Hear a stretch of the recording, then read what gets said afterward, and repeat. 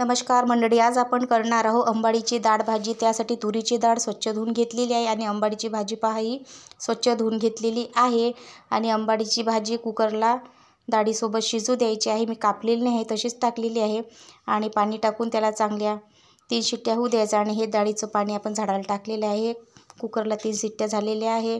वर थोडी अंबाडीची भाजी शिजायची होती पण मिक्सरला वाटून घेतलेली आहे। कढईमध्ये तेल गरम करायला ठेवले आहे, त्यामध्ये जिरं मोहरी टाकून घेतलेली आहे, लसूण, हिरवी मिरची, अद्रकची पेस्ट फोडणीमध्ये टाकलेली आहे। आणि यामध्येच कांदा टाकून घ्यायचा। कांदा चांगला झाला की ही बारीक चिरलेली थोडी अंबाडीची भाजी बाजूला ठेवलेली होती ती पण टाकून दिलेली आहे। अर्धा चम्मच हळद, 1 चम्मच लाल तिखट टाकून द्यायचा आहे। आणि मिक्सरला वाटलेली अंबाडीची भाजी ही त्यामध्ये टाकायची, त्यामुळे अंबाडीची भाजी अशी दाटसर होते। आणि पहा किती छान अशी दिसत आहे, कलरफुल। आणि ही पहा डाळ भाजी त्यामध्ये टाकून दिलेली आहे। 1 चम्मच वरून मीठ टाकून द्यायचं आहे।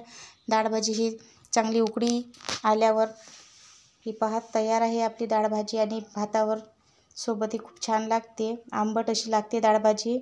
आणि ही पहा आपली रेडी आहे भात आणि डाळ भाजी। तुम्ही पण अशी डाळ भाजी करून पहा आणि खा।